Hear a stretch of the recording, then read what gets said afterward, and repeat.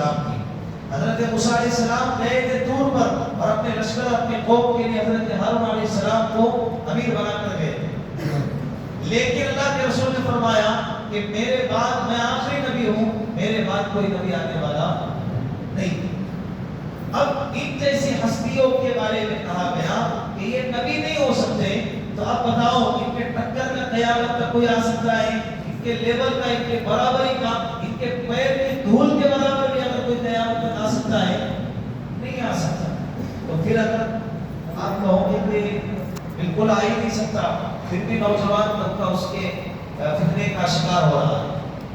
پہلے فتنے کے چند لوگ ہوا کرتے تھے, اب تعداد بڑھتی جا رہی ہے. اسی لیے اس ٹاپک کو بار بار کہنا پڑا. حالانکہ وہ پورا کے پورا دھوکہ ہے, کوئی ایکسن نہیں ہے اس میں. ایک قسم کا میں کہوں گا یہ جوکر ہے جو تماشا دکھا رہا ہے, اور جتنے اس کے تماشے میں شریک ہو رہے ہیں وہ سب کے سب جوکر ہے. کیا ہے بولو؟ بہت سخت وعید آئی ہے, بہت سخت وعید آئی ہے. اور اس کی عقل کی نادانی کی انتہا اور لیول کو دیکھیں, کتنا بیوقوف انسان ہے. آپ صلی اللہ علیہ وسلم کے حدیثیں 2 اور 2 4 کی طرح بالکل واضح ہیں. انشاءاللہ ابھی آگے وہ حدیثیں آپ کے سامنے آئیں گی. لیکن اس فتنے کا جو نظریہ ہے وہ کیا ہے, وہ آپ لوگوں کے سامنے آنا ضروری ہے. سب سے پہلے اس بندے کا تعارف. یہ بندہ نام شکیل کہتا ہے, میرا نام محمد شکیل ہے.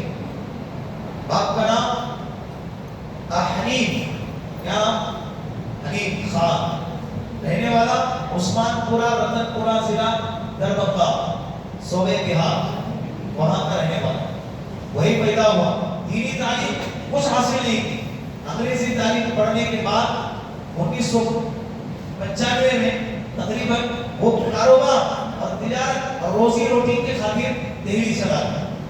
دہلی کا ایک علاقہ ہے نبی کریم, ایک محلہ ہے دہلی کے اندر, وہاں رہ کر ہر ڈبے کی دکان میں کام کرنے لگا. اور کام کرتے کرتے اس کے دل کے اندر کوئی خفیہ تنظیم نے اس کو مل کر اس فتنے کا سردنا بنانے کی کوشش کر رہے ہیں. چند لوگوں کو قیامت کی علامتیں کہتے کہتے اپنے آپ کو مہدی کہنے کا اس نے دعوت. 1 2 3 4 لوگوں کو جمع کر کے وہ اپنے فتنے کا شکار کرنے لگا. محلے والے کو اس کی خبر ہو گئی, محلے والوں کو اس کی اچھی خبر ہوئی اور اس کو وہاں سے بھگا دیا. وہاں سے نکل کر دہلی کا ایک دوسرا علاقہ ہے لکشمی نگر, کیا نام ہے؟ لکشمی نگر. وہاں جا کر اس نے کوچنگ کلاس شروع کر دی, ٹیچنگ کلاس شروع کر دی. ٹیوشن لگا دیا, بچے آنے لگے, نوجوان طبقہ آنے لگا, ان کو سکھانے کے بہانے اپنے فتنے کا اظہار کرنے لگا. کہنے لگا بھائی مہدی کیا ہوگا. ابتدا میں ہر مدعی جو جھوٹا نبی کا دعویٰ کرنے والا ہے, ابتدا میں اس نے اپنے آپ کو مہدی کہا, بعد میں عیسیٰ علیہ السلام کہا, پھر آخر میں نمبر آیا کہ میں نہیں. جتنے بھی آئے پیچھے تاریخ گواہ ہیں, انہوں نے اسی طرح کا کام کیا ہے. اس نے بھی ابتدا میں یہی کیا, کہنے لگا کہ میں لوگ چند لوگ اس کے فتنے کے شکار ہونے لگے. وہاں ایک بڑی مسجد